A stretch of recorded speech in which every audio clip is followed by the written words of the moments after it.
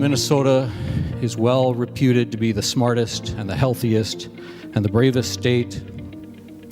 The spirit of Minnesota is always ennobling and elevating. We have seen moments during this period of singular tenderness and optimize. I've seen the interns on my internal medicine service create a fruit basket and a gift basket for the custodial workers who have to come in and pick up the robes that we cast off after we enter a room. Minnesotans are looking out for neighbors. That's what we do, and that's what we're doing best in this time. Mr. President, I would ask members in the chamber to bring down the temperature, bring down the rhetoric, and let's work together to do this right. Thank you. Now is the time to invest in Minnesotans so they can not only get through the public health emergency we are living, but so that they can thrive into the future. We cannot turn our backs on Minnesotans. Minnesotans deserve economic security whether we are in a public health crisis or not. And right now, those least likely to have it are being hit the hardest. Instead of the outright Republican denial of the severity of the pandemic, DFLers are working for solutions so that Minnesotans can care for their families during the pandemic and beyond. Despite the challenges and uncertainty ahead of us, this is an opportunity to pass forward-looking legislation in order to build a better future for all Minnesotans, both during and after this public health emergency. Republican calls to disregard public health concerns and rush back to business as usual will endanger lives and actually delay our efforts to get Minnesotans safely back to work and get our economy back on track.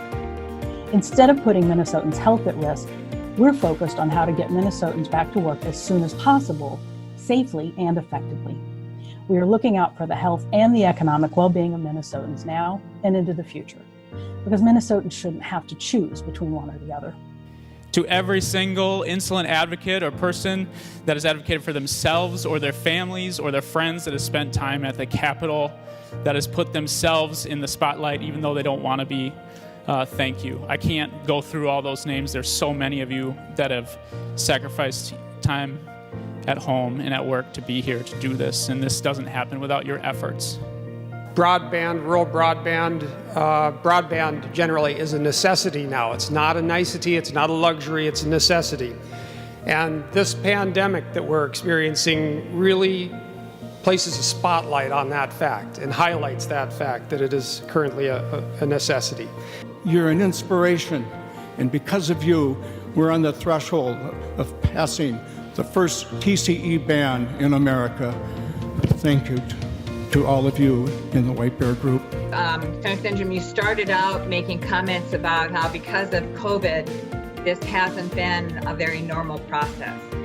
Well, I would maintain that we haven't had what someone who's been around as long as you and I might call a normal process in many, many years when it comes to the bonding bill.